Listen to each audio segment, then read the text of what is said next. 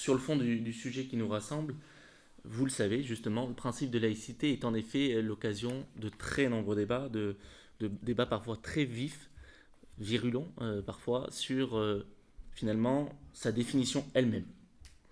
Euh, Souvent on évoque des laïcités qu'on va adjectiver qui pourraient être anti-religieuses, gallicanes, séparatistes, plus ou moins séparatistes, ouvertes, fermées, identitaires, etc. etc. Parce qu'effectivement, intellectuellement, il y a toujours eu différentes conceptions en France et à l'étranger d'ailleurs, j'y reviendrai, de la laïcité, ce qui peut conduire à une vraie confusion sur le sens de ce terme. Et si depuis sa conception même, il y a ces visions divergentes qui s'affrontent sur la laïcité, en revanche, pour ce qui est de son application concrète, en tout cas c'est évidemment l'obligation pour nous, institutions républicaines, nous devons nous en tenir à la laïcité telle qu'issue de notre histoire et telle que définie par nos textes juridiques et repris par notre Constitution. Et de ce point de vue-là, la laïcité telle qu'elle s'applique, il n'y a évidemment qu'une seule laïcité, la laïcité tout court, la laïcité point. Et cette laïcité n'a pas du coup à être adjectivée, puisque ça ne ferait qu'en minorer la portée. C'est la laïcité tout court. Et cette définition juridique de la laïcité, elle découle de beaucoup de textes, mais essentiellement de 5 textes. D'abord, les articles 1er et 10 de la Déclaration des droits de l'homme et du citoyen, même si le mot laïcité n'existait pas encore, mais tout part de là, sur en particulier l'égalité des droits et la liberté de manifester ses convictions.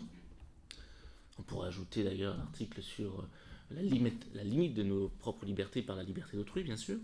Ensuite, les lois Ferry et Goblet de la fin du 19e siècle concernant l'école publique laïque.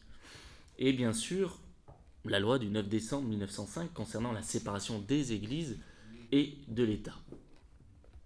Et par la suite, vous avez eu différentes évolutions législatives qui ont pu être apportées sur des points d'ordre pratique. Et une fois, de façon plus importante, bien sûr, c'est avec la loi du 15 mars 2004 interdisant aux élèves des écoles, collèges et lycées publics de manifester ostensiblement leur appartenance religieuse.